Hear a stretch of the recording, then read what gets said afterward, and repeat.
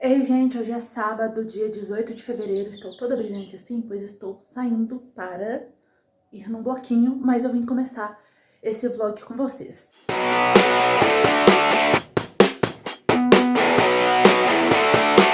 Eu tô lendo King of Scars, tá? E Os Sete Maridos de Evelyn Hugo. Sobre Evelyn Hugo, gente, eu já tô gostando bastante, tá? É impressionante como a Taylor Jenkins Reid consegue fazer com que esses personagens famosos pareçam reais, assim. Eu já tô completamente encantada pela Evelyn. E por enquanto, gente, é isso, tá? Só queria começar esse vlog mesmo. Eu vou mostrar pra vocês o meu lookinho daqui a pouco, mas eu vou só terminar de me arrumar porque eu já tô bem atrasada. Eu quero ver como é que eu vou conseguir chegar no centro de BH. Torçam por mim.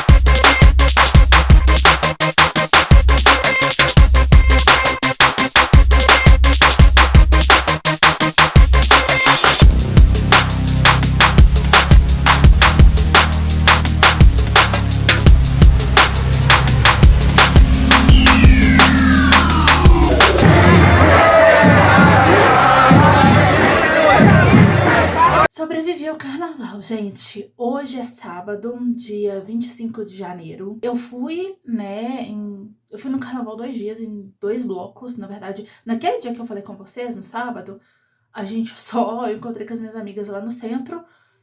Já comecei as lutas ali logo depois, né? Peguei o ônibus, chegou no final de uma avenida, o ônibus vai pro centro. Chegou no final de uma avenida que tem aqui, corta vários bairros, o meu, um deles, e aí no final dessa avenida já entra pro centro, tem um viaduto, já entra pro centro de BH. O motorista parou o ônibus e falou: aqui é o último ponto antes da Cristiano Machado. Normalmente esse ônibus não para na Cristiano Machado. Eu, quê? Ainda bem que eu não tava de fone, gente, porque às vezes eu tô de fone de ouvido, ouvindo audiobook, eu nem levei fone, ainda bem que nem com esse celular eu tava, eu levei um celular velho. Oi? Aí eu fui, perguntei ao motorista, esse ônibus não vai passar pelo centro? Ele, não. Beleza, desci, e eu era a única pessoa minimamente carnavalesca que estava dentro do ônibus. Desci e fui pro ônibus da frente, que também estava parado. Perguntei, falei, motorista, vai passar no centro? Ele, não. Aí eu vi 2 meninas fantasiadas. A gente se olhou, falei, gente, como é que a gente vai pro centro? Aí a gente foi a pé, enfim. Tive que atravessar um viaduto a pé, gente. E conversando com a minha amiga, tentando mandar áudio pra ela, falando pra ela que eu tava indo a pé. E aí, esperando, né, as pessoas se encontrarem, se acharem, enfim. Aí encontramos com os amigos da namorada dela. Aí a gente subiu uma rua e a gente só entrou num bloco aleatório. Ninguém sabia que bloco que era aquele. A gente só entrou no meio do bloco. E assim foi o sábado. Aí, gente, na segunda, no domingo eu fiquei em casa, né? Jurei que ia estudar, mas fiz isso muito pouco. Aí na segunda a gente foi no que eu tenho takes gravados, porque era um bloco mais tranquilo também, longe da área central, que é o Unidos da Estrela da Morte, que é um bloco nerd, gente. É um bloco nerd, basicamente. Ele começou inspirado em Star Wars, mas ele parece uma convenção nerd, porque assim, ou uma convenção de cosplay, sabe? Um evento de anime? Pois é. Um monte de gente fantasiado, pais com filhinhos pequenininhos. Eu achei super fofo, os menininhos, tudo com sabre de luz, gente, coisa mais linda. E assim foi, tá? Consegui estudar, consegui ler. De leituras, eu sigo lendo, tô quase terminando King of Scars. Tô lendo Os Sete Maridos de Evelyn Hugo, mas não vou conversar sobre esses 2 livros com vocês aqui agora. Estou assistindo, eu não sei se eu falei que eu assisti o filme de animação Star Wars The Clone Wars, mas eu assisti esse filme, assim, eu adorei, tá? Adorei, muito bom. E aí, depois desse filme foi feita uma série que se chama também The Clone Wars e que eu tô assistindo a primeira temporada, eu já devo ter visto uns 4 ou 5 episódios, são bem curtinhos, tá? Mas eu comecei a assistir no carnaval, é muito boa, é muito divertido, gente. Tem a essência de Star Wars, que, né, os Jedi, toda essa questão do Império, né, que a gente vai ver, é a série que a Ahsoka Tano aparece, né, então a gente vê ali o Anakin treinando a Padawan dele, mas tem um tom bem mais leve, tá? É basicamente, pra quem gosta dos Jedi, é basicamente isso. Tem momentos do Yoda que são divertidíssimos e é um tom bem mais leve do que os filmes, né? Que tem principalmente os episódios 4, 5 e 6 e os episódios 1, 2 e 3 são bem pesados, né? Eu acho mais pesados até que a trilogia ali da década de 2010, né? 2010 não, né? Eu tô falando década de 2010, gente, porque o primeiro filme, Ascensão Skywalker, era de 2015, tá? Só pra vocês entenderem. E a animação deu um tom bem mais leve, então eu tô gostando bastante. Ontem eu concluí o audiobook de A Imperatriz. Gente, eu vi que essa série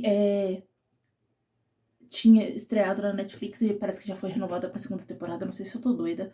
Tá, aí eu vi que o livro tava lá, que eu acho que lá tá escrito que o livro é baseado na série. Eu não sei se o livro veio primeiro, tá? Eu, de fato, não sei qual a ordem, mas lá tá dando a entender se o livro é baseado na série é porque a série veio primeiro. É um romance de época. Então, foi o primeiro romance de época que eu li. E não deu bom, tá? Vamos lá.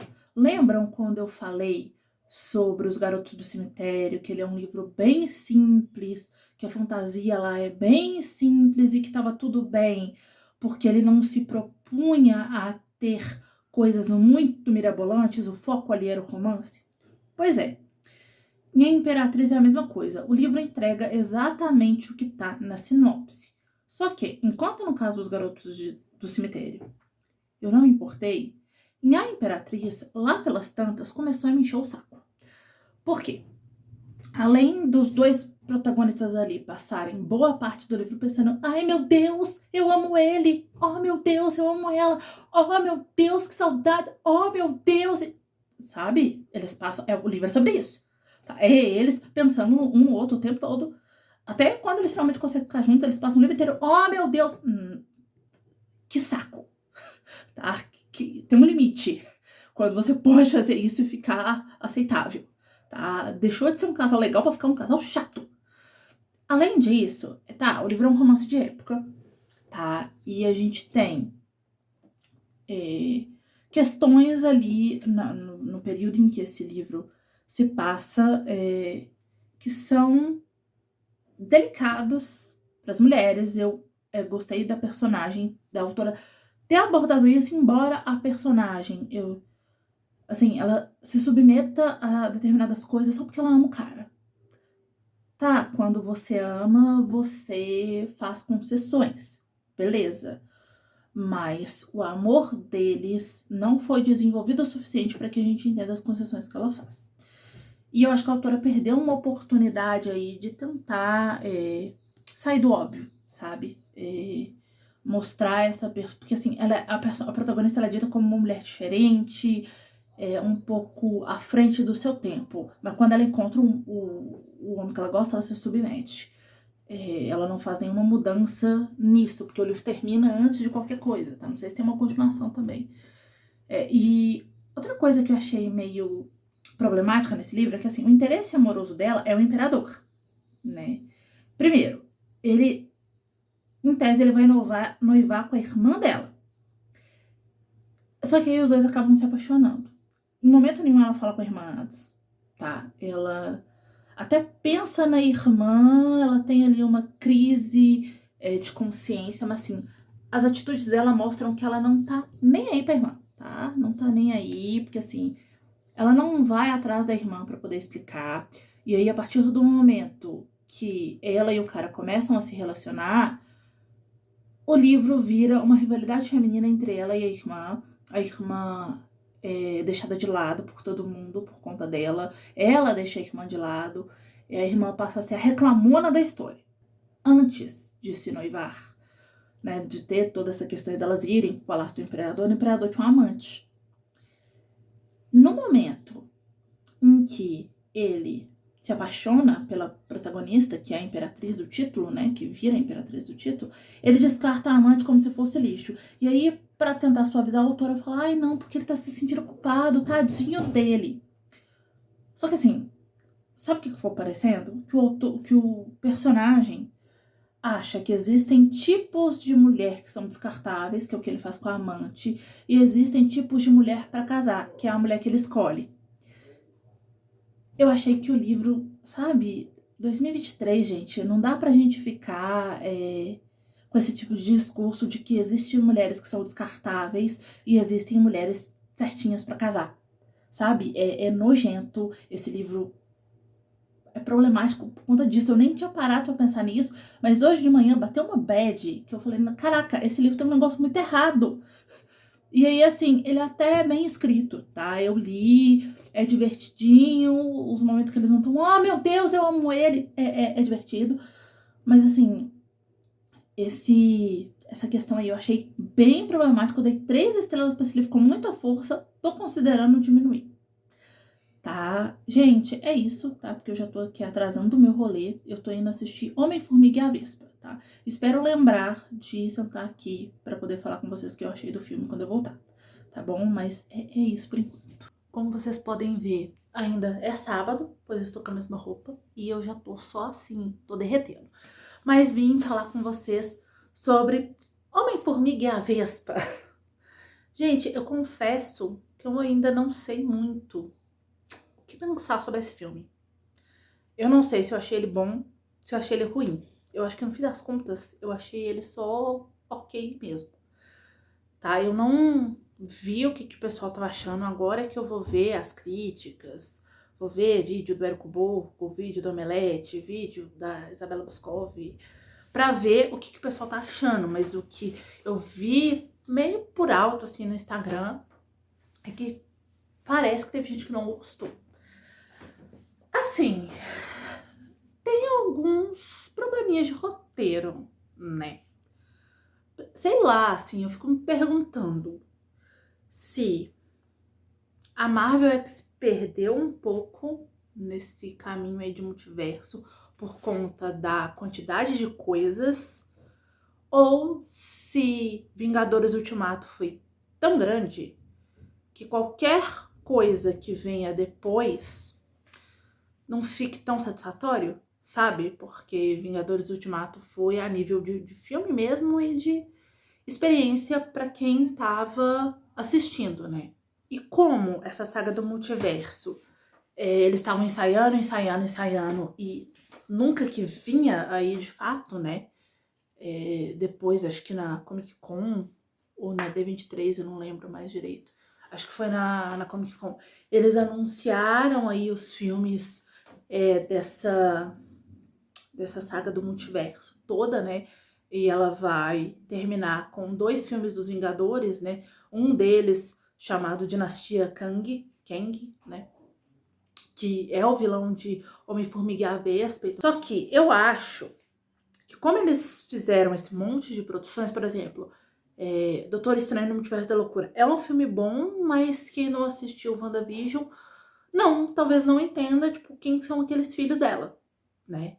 No caso do Kang em Homem-Formiga e a Vespa, ele é um personagem que ele já aparece em outra produção aí do MCU. Não vou falar qual, porque se porventura tiver alguém que ainda não tiver assistido, pode ser spoiler. Ele já apareceu, mas Homem-Formiga e a Vespa dá uma explicadinha de quem ele é, tá? Só que foi uma série essa produção. Só que toda essa questão do multiverso e de linha temporal, ela começou a ser construída numa série. Então, mesmo que eu acho que até dá pra você considerar Homem-Formiga e a Vespa, se você não tá assistindo as séries, como o início disso, eu acho que vai ficar lacunas pra quem não viu tudo, sabe? Ou pra quem não viu determinada série. Tipo, tem coisa que até então tá parecendo meio solta nessa situação aí. Um exemplo, Cavaleiro da Lua, Gavião Arqueiro, She-Hulk, eu me dei conta que eu esqueci She-Hulk no churrasco, tá? Eu assisti 2 episódios, no dia do resultado do segundo turno da eleição e até hoje não voltei. Ai, meu Deus. Vou voltar, tá? Vou voltar em algum momento.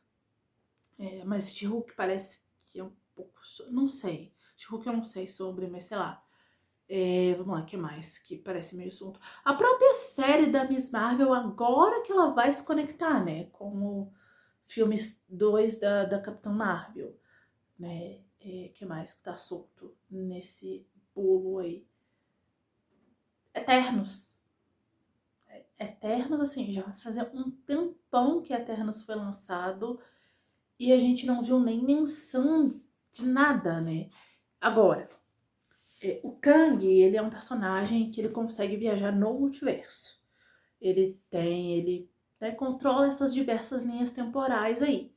Então, pode ser uma forma aí de se introduzir os X-Men, de trazer, né, outros personagens, Quarteto Fantástico, enfim. Eu não sei exatamente como que eles vão fazer isso, eles vão escolher o multiverso para fazer isso ou se não. Se eles vão rebutar isso no final dessa saga. Tem gente que acha que sim, por exemplo, Guerras Secretas, que vai ser um dos filmes dos Vingadores, desses dois filmes,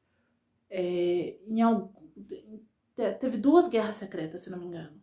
Posso estar ficando doida. Mas uma dessas foi usada para poder rebutar esse universo. E assim, tem heróis que não podem ficar de fora, né? Então tem gente que acha que depois disso aí vai rolar um reboot para que a gente possa voltar a ter Capitão América, Homem de Ferro, esses personagens que são realmente grandes, né? E estão passando esse martelo, mas que até agora a gente não viu efetivamente isso. Um exemplo de um que poderia ter passado o martelo e não passou foi o Thor, né? Aquele filme do Thor, gente, Amor e Trovão, eu gostei dele enquanto filme, porque ele é divertido, engraçado e tal. Assim, gostei nesse aspecto, porque essas coisas da Marvel, eu tento isolar muito certas coisas, mas assim, nada do que ele prometeu ele fez. Tá, voltando a falar de Homem-Formiga e a Vespa. Agora, o que eu acho que vai acontecer, e atenção, Homem-Formiga e a Vespa tem 2 cenas pós-créditos, e podem assistir porque não é uma que dá continuidade, porque a Marvel tava fazendo uma cena pós-crédito meio descartável, né, em alguns filmes. Mas não, assim, ela não é uma cena descartável, tá? As 2 cenas, uma conecta com o futuro daqui pra frente e outra, a final, a que passa depois de todos os créditos, também, mas conecta com uma outra produção que tá vindo aí, tá? Mas que, enfim, é aquela história, esquema de pirâmide da Marvel. Ai, gente, socorro. Foi um filme pra apresentar o Kang, gente. É isso. Foi o filme do Kang, Homem-Formiga Vespa, né? Tem alguns problemas de roteiro, tá? Eu achei o roteiro meio fraco. Esqueceram alguns personagens no churrasco. O personagem lá, aquele amigo dele que conta as histórias com todos os detalhes, nem os amigos do Scott Lang nem apareceram. Tá, é um filme que se passa, ele tem ali um começo e no final ele se passa inteiro no reino quântico. Ele tem ali uma questão do passado da mãe da Vespa, que é o que vai permear todo esse filme. Mas eu acho o roteiro dele meio fraco, sabe? É um filme familiar, tá? É uma história familiar. Mas sei lá, eu fiquei meio assim, sabe? Não sei muito o que pensar. Eu acho que no fim das contas, ele não é tão grandioso, mas os filmes do Homem-Formiga também eles são mais engraçadões. Então, como ele mescla muito essas duas coisas, eu acho que eu fiquei meio, sabe? O Homem-Formiga não é um dos meus favoritos, mas foi um filme para introduzir o Kang de vez, tá? Como o grande vilão, porque na outra produção que a gente vê ele aparece ali bem no final, a gente fala, tá. Aí ele aparece numa cena, tem toda uma consequência e é isso, tá. Mas enfim, gente, acho que foi isso. Agora eu vou ver as críticas, vou ver o que o pessoal tá falando. Vou assistir os vídeos do Érico Borgo, porque ele sempre fala muito, faz algumas teorias, fala o que ele tá achando. Eu não sei, essa saga do multiverso ainda tá meio... Sabe? Eu acho que a quantidade de produções interligadas fez com que tudo ficasse meio que um caos. Tá, dá pra usar multiverso pra justificar isso? Daria. Mas, por exemplo, essa quantidade de séries, seria muito interessante se eles conseguissem fazer, sei lá, Cavaleiro... Teve um problema aí com as datas que eles tiveram que alternar algumas coisas, né? Sei lá, Cavaleiro da Lua, por exemplo. Se Cavaleiro da Lua fosse de uma outra alternativa, sabe, já com esse multiverso aberto. Porque tudo que veio depois da série que abre esse multiverso poderia ter explorado isso como vindo de uma outra realidade, de uma outra linha temporal, e não explorou isso efetivamente. O único que faz isso um pouquinho é Doutor Estranho no Multiverso da Loucura e o filme do Homem-Aranha. De resto, que a gente poderia ter tido, esse personagem aqui tá na linha temporal, dá uma bagunçada mesmo na linha temporal de fato, efetiva dos filmes, sabe? Além da gente estar lidando com as consequências do estalo do Thanos na linha principal, ter outras coisas que são de outras linhas temporais e que às vezes vêm se conectar com essa linha temporal principal, fazem, sei lá, uma aparição numa cena do filme principal, ou numa cena do filme, uma cena pós-crédito, por exemplo, né? Por exemplo, sei lá, colocar o Cavaleiro da Lua numa linha do tempo alternativa e colocar uma cena pós-crédito dele numa outra série da linha principal, sei lá, numa cena do Gavião Arqueiro, sei lá, tô chutando, tá, gente, não tem nada a ver, eu sei, mas só pra vocês terem um exemplo. Colocar os Eternos numa outra linha temporal e dar um jeito de, sabe? Fazer essa mistura mesmo. Se for pensado, se a quantidade de produções não tivesse sido tão grande sem conectar isso, talvez, sei lá, eu não sei o que eles vão arrumar agora, mas tem muita coisa ainda aí anunciada, não sei como é que a galera vai enfiar o Blade nessa história, não sei. Gostaria muito de ver alguns outros personagens entrando aí futuramente, X-Men entre eles, pois amo. Eu já falei aqui mais uma vez, o dia que eu ver o Kevin Feige anunciando ou um filme ou uma série, qualquer coisa, eu espero que seja filme, tá? Dos X-Men, eu vou estar assim, feliz demais, tá?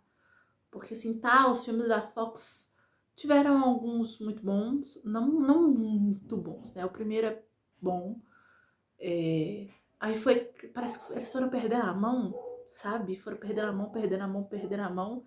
O confronto final eu não achava bom até eu assistir Fênix Negra. Fênix Negra fez com que eu achasse o confronto final uma obra-prima, tá? Então, assim, sei lá, o Motoqueiro Fantasma também seria muito legal ver um filme dele. Enfim, gente, é isso. Resumo desse take, né? Hoje tivemos 2 takes no mesmo dia. Temos assunto para este vlog, resumindo.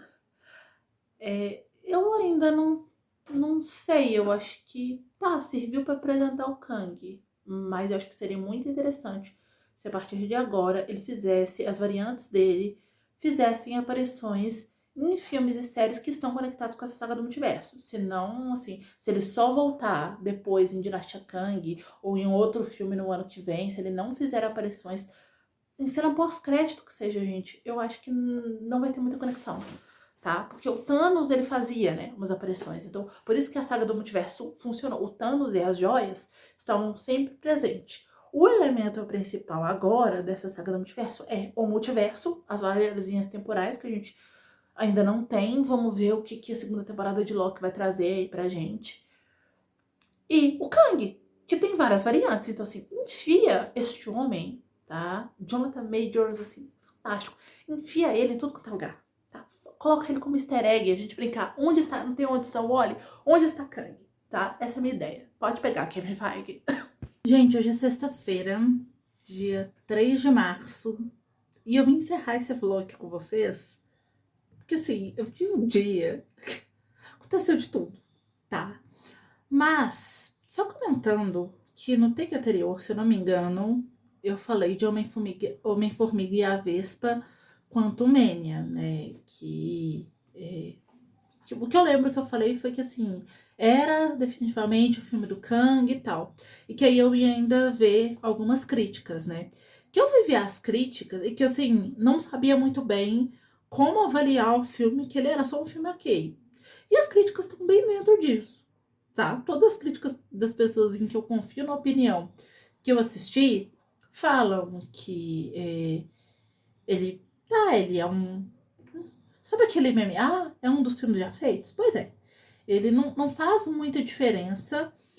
Uma impressão que eu fiquei também, mas que eu acho que eu não falei no take anterior, foi que a Vespa quase não aparece e que esse é o filme do Kang, definitivamente, mas aí é que tá um problema. O filme não chama Kang, o Conquistador, chama Homem-Formiga e a Vespa.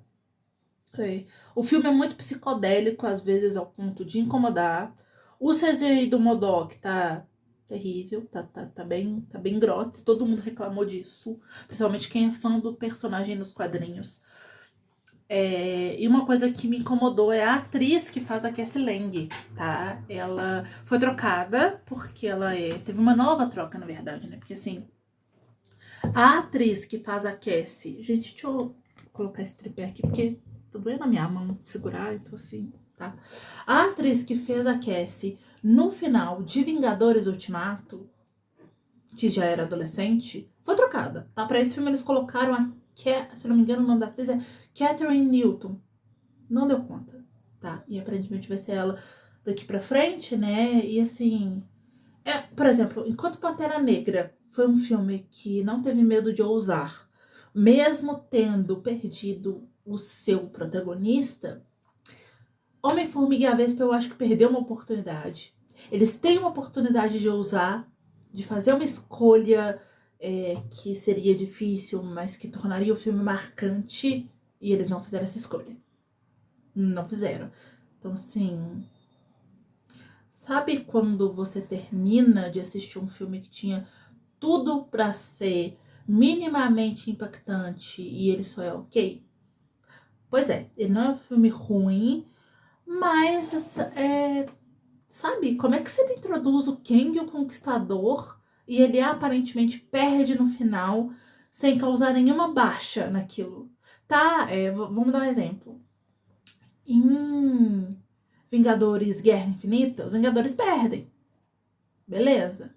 Quando o Thanos perde em Ultimato... E, gente, pelo amor de Deus, tá? A essa altura do campeonato já não é mais spoiler, é informação. Quando em Vingadores Ultimato o Thanos perde, ele perde. Mas ele não perde sozinho, né? Ele causa, ainda assim, os efeitos do que o Thanos fez tá sendo sentido até hoje no CM. E o Homem-Formiga e a Vespa tinha uma chance de introduzir o Kang já dessa forma. Perdeu essa chance de introduzir o Kang de uma forma impactante. Tá, o Jonathan Majors dá conta. O Jonathan Majors é um ator incrível. O personagem dele carrega o filme. Mas eu acho que esse roteiro aí poderia ser um pouco mais bem trabalhado, sabe? Não é um roteiro que te surpreende. É um roteiro que te conta coisas que você... Se você já assiste mais esse tipo de coisa, você já tá acostumado, sabe? Dito isso, outro filme que eu assisti também, mas eu assisti no streaming e não é inédito, foi Morte no Nilo. Eu já tinha lido esse livro da Agatha Christie, inclusive eu acho que eu resenhei ele aqui no canal, no mesmo vídeo em que eu resenhei Assassinato no Expresso do Oriente.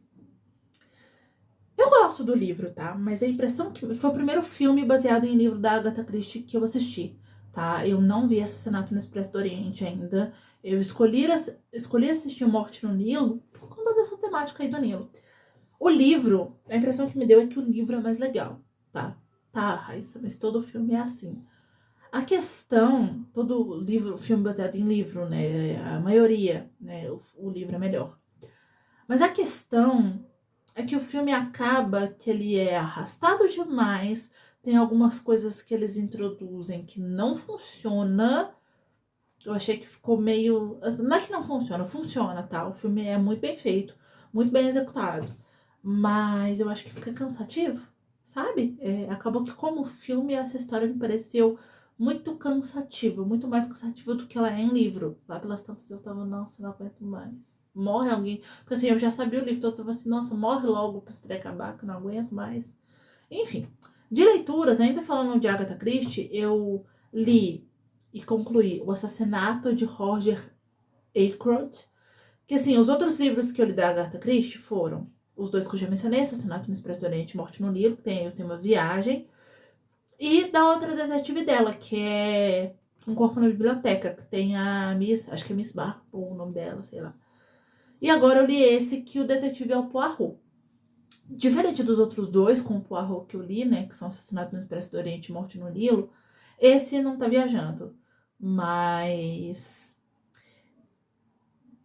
sempre quando acontece um crime, o Poirot acaba que tá próximo de quem cometeu o crime, né? Tem ali uma lista de suspeitos. Só que aqui, ele tá ainda mais próximo do assassino. Eu achei isso genial. Mas eu acho que o Assassinato do Expresso do Oriente dela ainda é o meu favorito. Tá? Mas vou continuar lendo aí outras coisas da autora.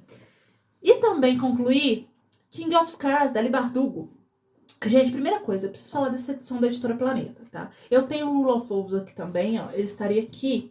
Mas como eu combinei de já pegar ele pra ler com uma amiga, já conversei sobre ela, sobre esse livro com ela. Depois de um dia de serviço, gente, eu já não tô dando conta de mais nada. Trocando a ordem, daqui a pouco eu tô falando que nem o Cebolinha, entendeu? E é isso. Vocês relevem. Mas eu não vou pegar ele lá porque ele já tá na minha mesa pra eu poder ler e tal. Mas, Rule of Wolves, a edição tá bem, mas assim, aparentemente, tá? Eu não comecei a ler o livro. Está bem caprichado. Por que eu tô falando aparentemente? Esse livro aqui tem alguns erros de revisão. Muitos. Plural faltando, letra faltando, um monte. E a qualidade dessa impressão... Vamos lá, vou começar elogiando pra não falar que eu tô falando só mal. O mapa é incrivelmente bonito, tá? Eu já achava o mapa dos livros quando eles eram publicados pela Gutenberg. Nesse caso, esses aqui não foram, né? Bonitos, tá? Então o de Six of Crows também tá grande, é bonito. Mas isso daqui é absolutamente espetacular, tá? Eu não sei se as edições da Planeta, da trilogia Grisha, tem esse mapa ou o mesmo mapa que tem nos livros da Gutenberg. Eu me lembro de já ter visto, mas eu não tenho certeza, tá? Mas esse mapa aqui de Ravnica tá assim, eu já achava um mapa muito bonito, mas isso aqui tá absolutamente espetacular. Dito isso, eu acho que esse livro eu lembro que ele saiu na pandemia, tá? Deixa eu até olhar de quando que é a minha edição. Tem aqui falando? Não, a minha edição é de 2022. Então, tá, ainda estamos com o Covid, aí estamos, mas o que eu tô querendo dizer, por sair na pandemia, é que as primeiras edições desse livro saíram quando a gente estava em isolamento social e quando os livros começaram a encarecer por falta de papel. Só que eu não sei se houve uma nova... Eles, né? Quando o livro tem uma segunda edição, vem escrito aqui. Então eu não sei se é a mesma tiragem, eu não sei. Mas essa capa aqui, ela tá mais mole que a de Rule of Wolves, tá? Dá pra ver que é uma qualidade de material de capa inferior. Eu leio esse livro, gente, dentro de uma capinha de tecido. Eu não tirei ele em momento algum. Eu tirei agora e ele estava ali na estante de volta. Eu tirei ele da estante para poder gravar esse take. Então, assim, ele estava dentro de uma capinha. Quando eu coloco os meus livros naquela capinha de tecido que não é uma bolsa, que envolve o livro mesmo quando você tá lendo, que eu já até mostrei aqui, protege o livro direitinho. Olha isso daqui. Não sei se vocês vão conseguir ver. Olha aqui, ó. Soltando esse plástico aqui, tá? Reclamação feita. No vlog anterior, eu acho, eu disse que eu tinha uma impressão sobre esse livro. Esse livro estava me causando uma impressão que eu ia deixar pra falar quando eu concluísse. Vamos lá. Eu gostei muito do livro, tá? Eu gostei da expansão de mundo que a Leigh Bardugo tá fazendo aqui. Dá pra ver que a escrita dela tá ainda evoluindo, tá? Porque aquela história, bagagem, né? Todos esses livros que vieram depois da trilogia Grisha são muito melhores que ela. Ponto. Personagens mais bem desenvolvidos, mais interessantes. A trama política na trilogia Grisha é dito, Ravnica tá em guerra. Esse continente aqui que eu criei tá em guerra. E aí, pelo mapa, a gente consegue ver que Ravnica tá em guerra contra todos os países que ela faz fronteira. E é só. Não tem uma trama política bem desenvolvida. Ela começa a desenvolver isso melhor em Six of Crows e Crooked Kingdom. E aqui já tá um negócio espetacular. Afinal, nós temos um rei aqui. O rei de Ravnica, que é o Nikolai, tudo para mim, como protagonista. Só que esse livro aqui, vamos lá. Se você quer ler a duologia do Nicolai, que é King of Scars e Rule of Wolves, você não consegue ler sem ter lido a trilogia Grisha e Six of Crows, porque esse livro, essa duologia, é uma continuação direta dessas duas séries, tá? Aqui a gente vai ter a continuação da situação do Nikolai e de Ravika, depois que, alguns anos depois, 3 anos depois que é dito aqui, após o final da trilogia Grisha, e vai ter uma continuação direta de Crooked Kingdom, tá? A gente acompanha a Nina aqui. Então tem uma continuação direta dessas duas histórias. Então, a trama do final, assim, como é que eu vou dizer sem dar spoiler? Acontece uma coisa com o Nikolai no último livro da trilogia, acho que é no último ou no penúltimo, não lembro, mas acontece uma coisa com o Nikolai que no final da trilogia Grisha é parcialmente resolvido. E a gente acha que foi resolvido. Mas fica um pouco claro ali que não foi, é um problema que pode voltar. Esse problema volta e é isso que esse livro vai começar a partir daí, tá? E a trama da Jurda Parem, ela continua aqui. É resolvido parte da situação? É, mas aquela mesma história também fica aberta. Então, a impressão que me dá é que assim, Ali Bardugo, os outros, tá usando esses livros, por que eu tô falando que a escrita dela ainda tá em constante evolução? Ela está expandindo o universo dela, primeiro porque assim, tudo que a gente vai fazendo com a prática ao longo do tempo vai evoluindo, né, gente? Mas assim, ela tá expandindo esse universo dela, e ao mesmo tempo em que ela tá aqui fazendo coisas, executando coisas, e em Six of Crows também, de uma forma melhor do que ela fez na trilogia Grisha, um exemplo, desenvolvimento de personagem, casais, às vezes casais que nem se formaram ainda, muito mais bem construídos que a Aline e Marley, assim, interação bem melhor, de gente que nem casou ainda, mas você já consegue perceber que vai ser. E ela tá pegando o que funcionou bem nessas duas histórias e tá continuando. A trama política, alguns personagens, essa questão de espionagem, ela tá expandindo esse poder Grisha, que é algo muito interessante. E tem uma outra coisa que, infelizmente, eu não posso falar, mas que é basicamente um dos pontos mais interessantes da trilogia Grisha, que ela traz aqui.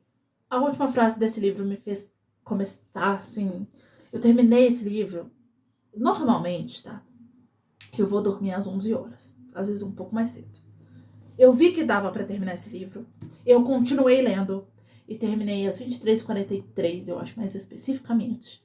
Fui dormir quase meia-noite, porque até eu arrumar as coisas pra poder trabalhar no outro dia e tal, pra poder terminar esse livro. E eu mandei uma mensagem pra minha amiga, com a qual eu vou começar a ler hoje, Rule of Wolves, falando, pelo amor de Deus, eu não tô acreditando nisso. Gente, que bom que eu comprei esses 2 livros juntos e deixei os 2 na minha meta e já quis ler os 2 na sequência. Porque assim, se eu tivesse comprado King of Scars quando ele saiu e já tivesse com King of Scars na mão, já tivesse lido, eu ia passar... Assim, a Planeta foi, graças a Deus, muito legal com a gente. Não demorou muito pra lançar. Eu acho que os 2, se eu não me engano, foram lançados com espaço de tempo relativamente curto. Acho que até no mesmo ano. Não sei se eu tô equivocada. Ou assim, com diferença de menos de um ano, mas foi um ano, outro no outro, tá? Mas assim, eu teria ficado em pânico, tá? Então, é isso, tá? É isso que eu falo. Vou começar a ler o Wolves, mas a gente conversa sobre isso no próximo vlog, tá? Então, assistam os meus vlogs, tá? Me conta aqui embaixo nos comentários o que vocês leram em fevereiro. Se você gostou desse vídeo, clique em gostei aqui embaixo para me ajudar na divulgação. Compartilhe esse vídeo para seus amigos. Se inscreve aqui no canal se você não for inscrito. Não deixe de me seguir em todas as redes sociais. Se você for comprar livros também, por favor, compre utilizando os links do canal, que sempre ficam também na descrição do vídeo. Essa é uma forma aí de vocês apoiarem meu trabalho sem gastar nenhum valor a mais por isso, tá? Então é isso, tá, gente? A gente se vê, então, num próximo vlog. Agora eu vou me alimentar, tomar um banho, me alimentar, porque eu estou morrendo de fome.